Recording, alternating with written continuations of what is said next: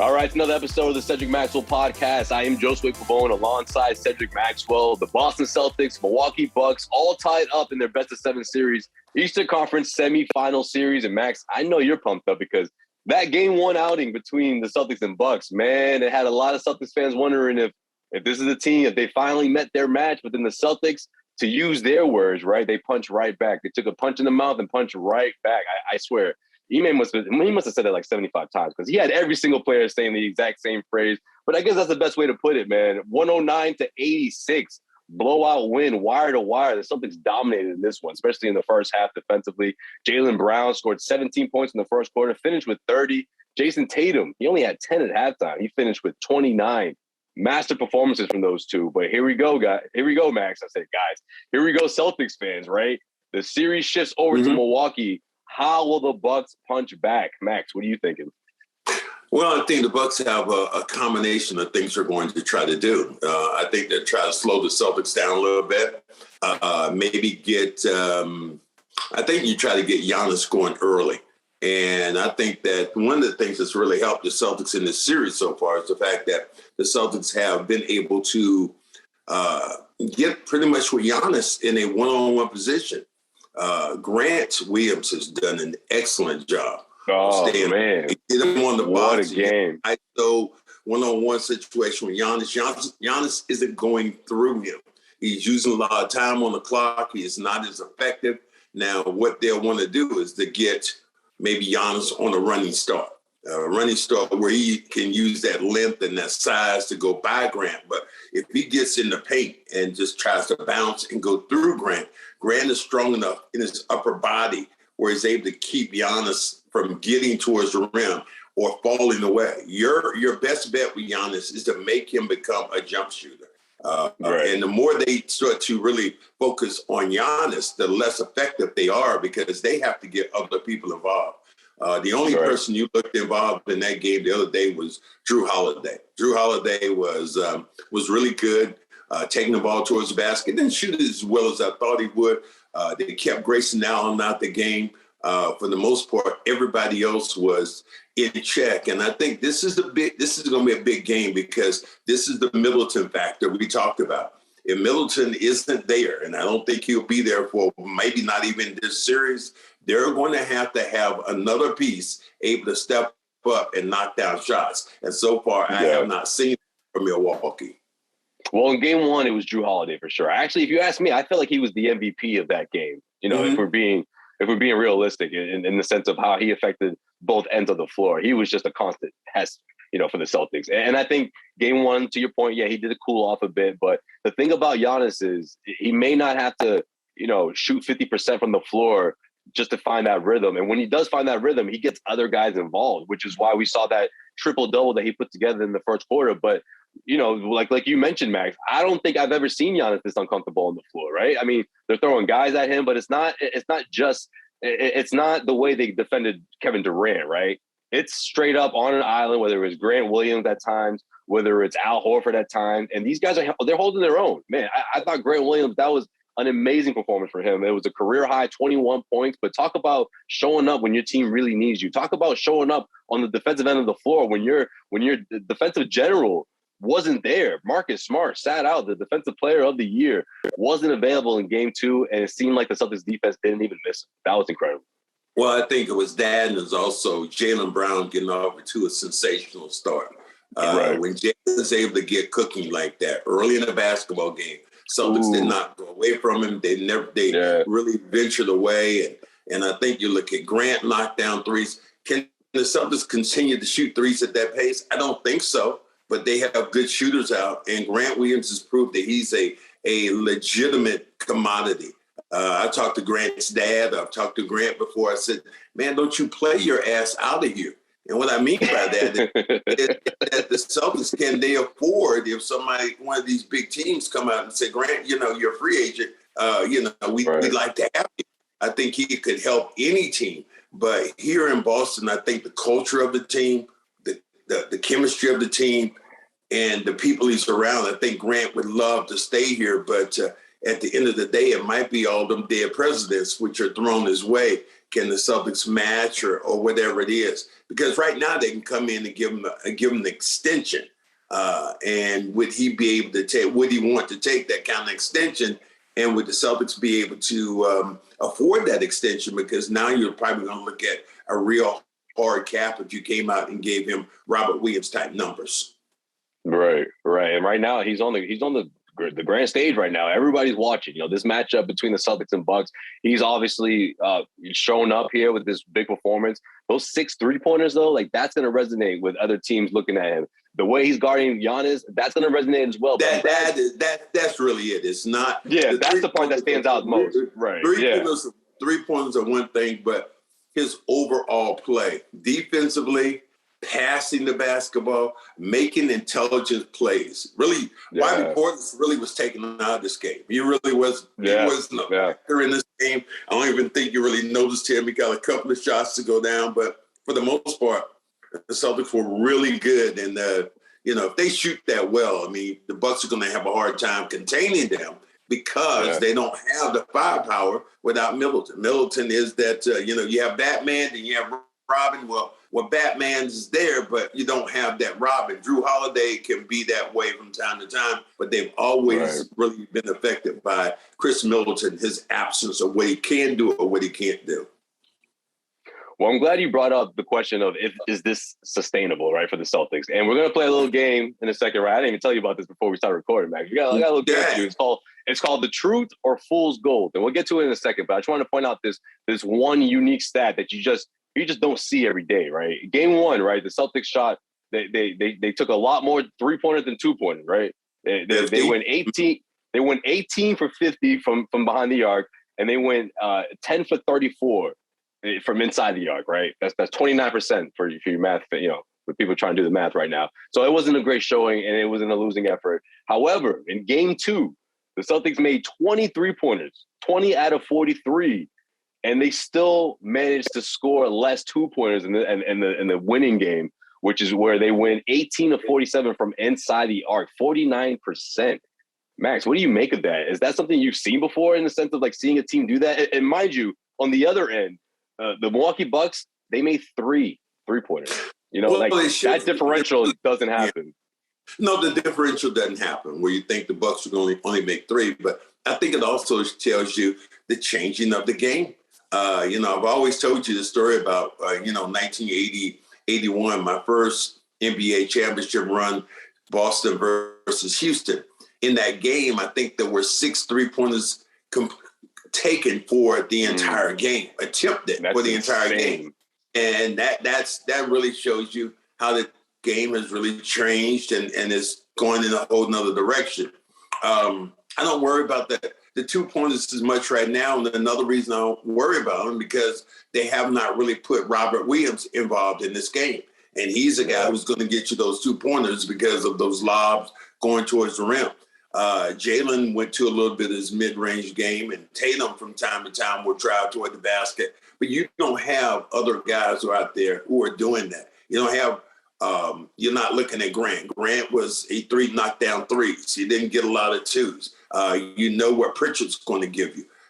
To me, the Celtics have another gear because you start looking at, man, White cannot be this bad again. I was waiting for you to bring him up. I knew you were going to bring him up. This is the second game that essentially he has not even been effective. I mean, but you look at him defensively, he's not done a bad job. And his passing, getting it to other people. But they eventually need him, Eric White, to not start knocking down some shots because he has had some wild looks, and he's just not been effective. Yeah, we saw him practicing the floater, and this is the practice before Game 2. We saw him practicing that extensively and trying to find ways to get to score around the basket, which don't necessarily turn into layups, right? Because that's how stifling this defense has been for Milwaukee. So I understand it's been tough for him, but yeah, I'm with you, Max. I'm waiting for him to turn this thing around. Wait for him to put together that game where you're like, okay, this is the reason why the Celtics got. I mean, look, the main reason why the Celtics got him wasn't for scoring. Like, I get that. Before people start, flipping out and saying that's not what he does. I get that. But we don't have Middleton out there when you're coming in the game with that second unit and the ball's in your hands. You have to. I want to see White apply pressure to Milwaukee's defense. Apply pressure to that second unit because they need that. So this needs you to constantly do that and never give up. Like giving up like 6 attempts, I don't think that's going to cut it. I just think he needs to find his spots. He's got to find his spot. Yeah, I think that's the point is 6 attempts, not looking at the basket, the pump fake. I don't know why, if I'm a Milwaukee Buck, why am I trying to run him off the 3-point line? I'm encouraging him to take that 3 right now because he doesn't have confidence. Now, if he ever gets going, maybe things can help. But I thought you'd look at also Pritchard and yet another gear that the Celtics haven't used in the last game is you look, Daniel Tice didn't even play in the game. Yeah. And when you don't have Daniel Tice, that's why I think Ime has a few more cards in his deck to play that, Milwaukee hasn't even thought about yet because of the way the game has gone. So I like the Celtic chances. Obviously, the third game is going to be huge in Milwaukee. Will they start calling the game differently? Will they try to let Giannis run a little bit more? Or because I'm telling you, he's banging and bumping into people. I think Van Gundy said it on a couple of times when he looked at Giannis driving in with the hammer. He said, "That's a charge. That's a charge." Yeah. Another charge. So it might work out evenly, and Ime needs to maybe work the officials a little bit more about Giannis getting up with the elbow. I mean, he hit Grant in the mouth with one. He's also Rob Williams guy. He just said kicked in the nuts one time. So Giannis, Giannis has done a little bit basketball / kung fu going with some of these plays. Yeah, man, that foot is flying in the air or whatnot, man. It's like, look out. When he's coming through the lane, he's doing all the wobbling and this, and one leg's going that way, the other one's going, people, there's casualties out there. But the Celtics are keeping that toughness, though. I think that's one thing that everyone was wanting to see happen. But what's going to happen when they face adversity in the postseason? And this is the first time, right? They went 4-0 in the first round, and they haven't really dropped a significant game in quite some time. And this is the way they responded, man. I think it's a sign. It's a great sign of what's to come from this team. Well, you still think about, I think people thought that the Brooklyn series was so dominant. And I think the way they, shut down Kevin Durant. But you still think about it.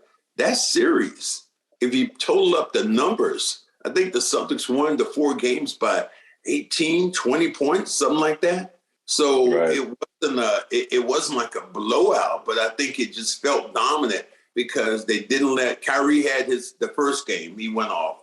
But after that, they kept Kevin Durant in check. And everybody kept, all the pundits kept saying, Kevin Durant's going to take this thing over. Stephen A. Smith, 40. He's getting 40 tonight. I'm telling you right now. Well, he never got 40 in the series. 39 the last game. And that was really just off one leg or whatever shots he was shooting at the end. But it was a dominant performance. So, yes, the Celtics came in here and, Boston, the Boston fan base, man, they just about jumped off Sachem Bridge over there. Guys like Michael Felger were like, I told you they were, they can't do this. You can't stop Giannis. And then they get right back on the bandwagon. I mean, this is a fair weather city. I think they're more excited. The media here is more excited when their teams lose. You look at what's going on right now with the Red Sox. Oh, man, hot news. They're not winning. You look at what they're saying right now about the Bruins. Oh, my God, it's horrible. Look at what's going on right now with the Patriots. The takes that Bill Belichick doesn't know what he's doing right now. But that kind of news here in Boston in sports radio really sells and really generates. It's not the fact that Ime should be maybe coach of the year or the way this team has turned around and it's been playing so well. Yeah. No, that's a great point, Max. You put that nicely. I mean, I just think it's that shadow of a doubt, right? As soon as that happens, it's like, oh, well, see, this team isn't that good. We knew it. We should have known better. We're just like, well, wait a minute. They were feeling themselves. They swept the Nets. I honestly think that at some point in that series, they knew it was going to happen, but I don't think it was. I think it was surprising for these guys. They're like, man, we are this good. But then it was also a confidence booster. So I think that's the part that everyone's sort of sleeping on. But I'm with you, Max. I mean, that game 1, a lot of people were jumping off the hype train for sure. Well, let's do this. Let's play this. Let's play this game. Yeah. Man. Truth or fool's gold. All right, it's pretty self-explanatory, but I'll put it out there in layman's terms.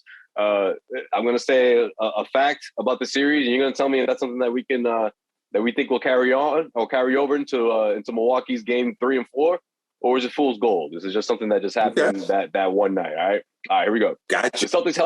The Celtics held Giannis Antetokounmpo to a combined 38.4% percentage from the floor in the combined game 1 and game 2. Is that truth or fool's gold? Will that carry on? I think it's fool's gold that you think you're going to have him at that percentage because he's shot so well in so many different arenas over the time when you see him in the playoffs. There are a couple of series where we went about 55%. So no, I don't think that carries over. I think what you just have to do is contain him. Make sure he don't get as Giannis would like to say, that he doesn't get a fitted piece on you with 10 biscuits over there. I think as you keep Giannis in the point where he can shoot 30, he can get you 35 points, but you don't let him do all those other things, I think you'll be okay.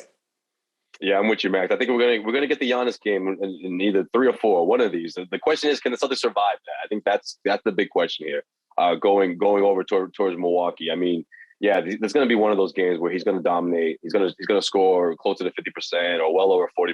So I think that number is really, really tough, but I don't think it's too far off. Maybe you can hold him to anywhere, a little over 40% or so. I think if you're the Celtics, you've done your job. If you pull it. If you let Giannis get to 50% and you keep everybody at bay, everybody else at bay, you're still okay. Giannis isn't going to kill you from the 3-point line. And the game has really been dictated a lot by not letting those other guys knock down shots. The Connaughtons of the world, if they're knocking down shots, or if you have Grayson Allen coming in, fouling people and him knocking down shots, that's going to be the difference in the way this series is played. If Giannis gets a bunch of twos, gets 36 points with a bunch of twos, I think you can still live with that if you're the Celtics defensively. Definitely. No question. All right, this one I think I know what your answer is going to be, but I put it in here anyways because it was worth stating. The Celtics draining 20 3-pointers. They drained 20 in game 2, which is 10 more than we saw them make in game 1. What are the chances that carries over, that type of shooting? Is that truth or is that fool's gold? I think that's fool's gold. I don't think you look at the team shooting that way. Grant knocking down threes the way he was able to do it. Now, he's been effective. Think about it. Grant has shot over 40% from the 3-point line. So that is a fool's gold. But I think the totality of this team shooting that way, I don't think that happens. So that would be fool's gold. All right, well, you mentioned Grant. He's actually in our next one.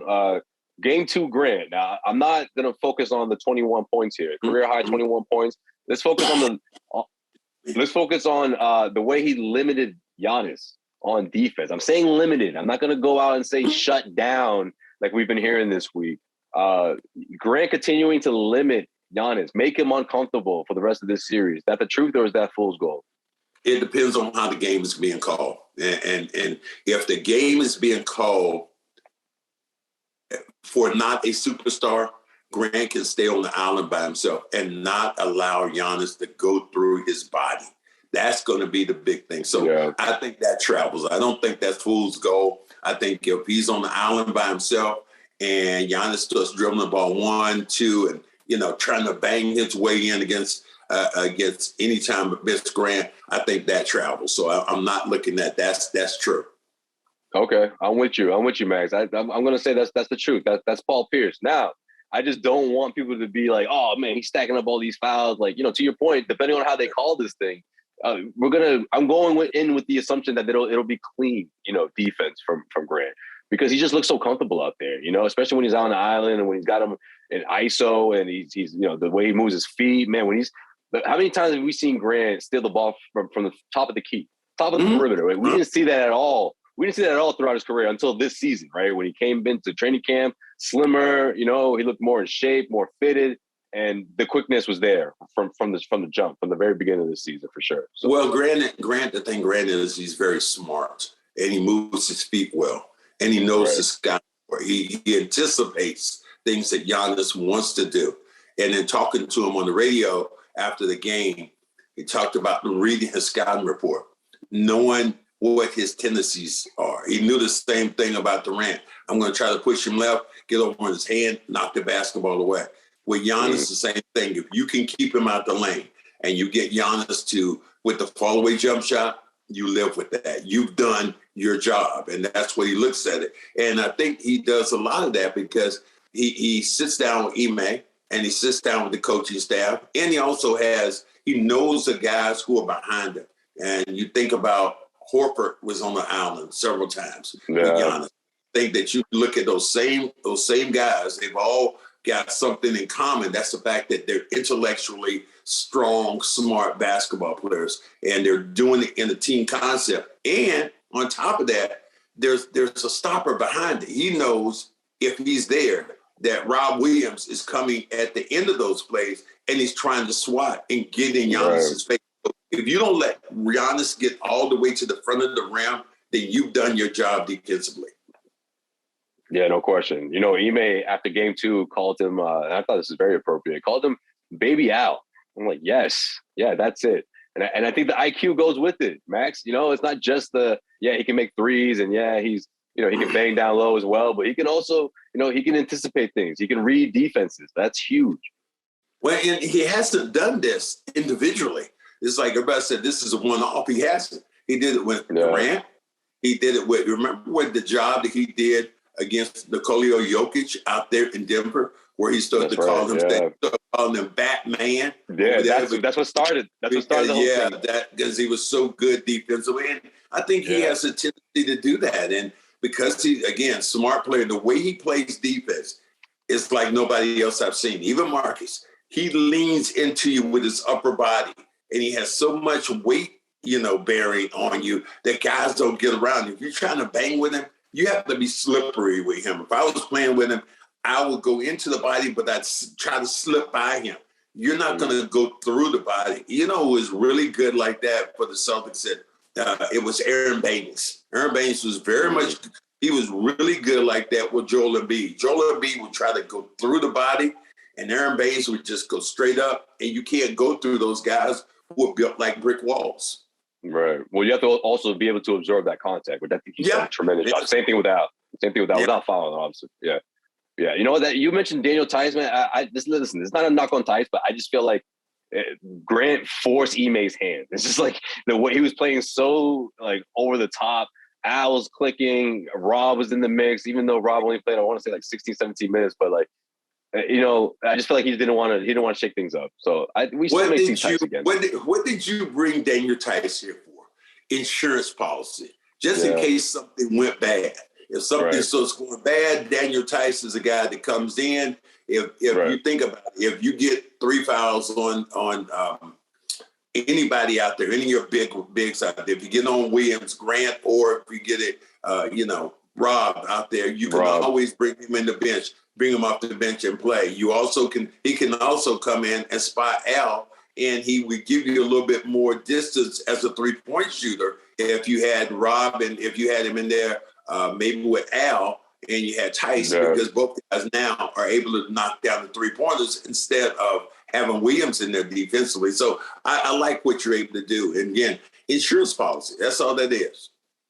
Absolutely. All right, Max. And lastly, we have this is from Ime Udoka after practice on Thursday. He was joking around a bit because Marcus was in the back, but in the middle of one of his wait a minute. Ime joking? That's that's a whole nother thing that you what? Yeah, but it's dark. It's dark. Yeah, I mean, as you would say right now, you make got jokes. Is that what you're saying? Okay. I'm gonna go with jokes. Okay, let me see how this reaches out. Okay. So he's talking about the Celtics' defense, and people asking questions about Marcus's availability, and how is that going to carry over? And you know what he says? He goes, "We don't need Marcus," he said after practice. And then he smiled. Okay, that is fool's gold. I give you that all day. And then right before he could continue, even with the mask on, you could tell he's smiling. He just goes, Marcus in the back right now, he's laughing. I know you heard that. He goes, but no, in all seriousness, like the defense is there. The identity is there. I call it the muscle memory takes over, right? Because these guys have been conditioned, to play off of the natural instincts that defense just has already, and I think that's what we saw in game 2. But my question is that defensive intensity. Now, I did come up with this question hours before the news dropped that Marcus Smart is listed as probable, so there's a good chance that he's going to play. But can the Celtics team, and hypothetically, if there was no Marcus in one of these games, could this carry over? Could the Celtics put together another win in this series without Marcus? Is that the truth, or is that fool's gold? No, I think that's true. I think they can, because if they can be consistent on their defensive end, I think Marcus adds another level at the initial point of attack. I like that. Right. But in the short term now, the Celtics could get away with a couple of more games without Marcus. But in the long term, I think they have to have Marcus back in this series at the initial point of attack, defensively and offensively, if they're going to win this series. Yeah, no question. And I'm not gonna lie. I'm gonna say I'd be lying if I told people that going into this game I was like, oh, the Celtics got this, no problem. This one's gonna be a blowout, guys. Like, I wasn't ruling them out altogether, but we spoke, right? We spoke for like an hour before tip off, and we were both like, damn, no Marcus, huh? Like it was a blow. Like, it was a blow to the vibe in the building, right? Everyone waiting to see how the Celtics going to punch back, and you find out, oh man, Marcus is not going to play. But as soon as this game starts, it was all Jaylen. 7 points in a row from the Celtics. Jaylen was in the mix. 17 to finish the quarter. 22 at halftime, and it just completely changed your opinion. And honestly, I don't think I've seen the Celtics defense play that well for one first half than what we saw. And without Marcus, that speaks volumes for where this team is at defensively. Yeah, they did exactly what they wanted to do. And as you said, when you got, I think the biggest thing, when you got Brown going the way Brown was able to go, knocking down shots, defending the basketball at the high level, understanding that Grayson Allen is not in his wheelhouse, that, look, I'm going to take the dude anytime I want to. That was the difference in the basketball game, the attitude, as you said. And I wasn't even around for the first game. But thinking about the first game of Jaylen Brown throwing the basketball away, but he has 7 turnovers, really not involved in the game. I think that was a big point of emphasis. And you still look at this. Here's the thing you look at it. Milwaukee Bucks have only scored 101 points. And then they came back with this team has held below its average because the defense has been so good. Does this defense, here's a fool's gold, does this defense right now travel from Boston after 2 games and continue to play the same way they have defensively? And we talked about it, and I think it's all about if the officials let them play. Sometimes in somebody else's home, you'll get a tendency that you'll get a bunch of calls going the other way for the Bucks. And will the fans be outraged or the tape or viewing the tape? That's going to be the key. Well, I'm willing to put not that I'm a betting man, but I'm willing to put my money that you'll see that same defensive intensity. My only question is what's going to happen when those shots aren't falling on the other end, because that's what the Bucks do. They capitalize on those. They start coming back at you downhill. They go on these runs, and Giannis's fingerprints are all over it, right? And can the Celtics survive that? 23-pointers to them scoring 3. I mean, that was the gap that they needed to catapult them. But again, the defense is there. The stops are going to be there, but the stops were creating those extra offensive opportunities that we just didn't see in game 1. They just weren't able to do that. So everybody's still missing the point. It's the Middleton factor. If Middleton is not knocking down shots, and more than likely he won't be back from the strained ACL, who is the guy who's going to step up for the Bucks and start knocking down shots? That's going to be the key to how this game is going to be played, and eventually, I think who's going to win this series. Somebody else has to step up for the Bucks, and if they don't do it, I think again we talked about it. Celtics in 5, Celtics in 6. It could very well happen. Oh man, that would be impressive. It really would. Marcus Smart, like we said, is listed as probable for game 3 at Milwaukee. He was ruled out game 2 with the right knee contusion. Says he's feeling a lot better, and the Celtics took a gamble, and it was worth it. Listen, Max, this is the biggest stretch of off days you're gonna have throughout this series. It's every 2 days after this. So if Marcus is gonna get his break in, this was the time to get it in. And if this series is gonna go the distance or go to 6 or 7 games, you're gonna need Marcus in there. You're gonna need him in the mix. So I think it was a gamble that paid off, and I think the Celtics they made the right decision. You are correct in that, in the fact that you have, if the Celtics are who you think they are and who they believe they are, then they feel they could have won a game without Marcus in the short term. And give Marcus an opportunity to rest and not try to test it anymore, do any damage at all. You get 5 days off, essentially, from the time he was injured. Sunday, was it last Sunday? Yeah, last Sunday to... Last Sunday, yeah. Saturday. You're talking about 6 days of getting treatment, being off of it, getting rest, rehab, and getting that thing back right. So I'm not worried right now about Marcus Smart coming back. All right, what's your prediction? What happens in game 3 and 4? Game 3 and 4. Damn, you asking a lot. Well, the betting line I heard was man. What you got for me? Bucks -3. You tell me. What's this series gonna look like when you're pulling up at TD Garden? What's it gonna be? What's it gonna be? I think it's definitely going to be. It is a good possibility of it being 2-2. That's what I'm thinking. They're gonna split. They're gonna split these. Celtics have to win one game in Milwaukee. If they win the second game in Milwaukee, if they win the first game in Milwaukee, oh my goodness, then you put tremendous pressure on the defending champions to do something really different. And they haven't shown the ability so far in 2 games really to do anything different. This has been, if you think about how they played in the first game, it was more about the Celtics missing shots than them really making shots. But see, Mac, that's what I'm saying, Mac. That's what I'm saying. Like those shots, those 23-pointers, that's fool's goal, man. That's lucky. That's the leprechaun, man. That's what I mean? So I don't know if the Celtics don't, which I don't think they will, if they're not shooting to that volume, to that extent, I think it's going to be a much closer game, and it's going to be more of a bar fight, if you will, as KG would call it. It'll be a bar fight. As you're talking about the Celtics, if you can limit the Bucks right now, where they've had 101, and then they had 89 in the last game. If you can 89, Bucks held it to 89, 95 points, then your job is done. The Celtics offense is good enough where they should be able to score at least 110 points a game. And that's even without, just being an average team knocking down trades. But I like the Celtics' opportunities. I like the Celtics' chances.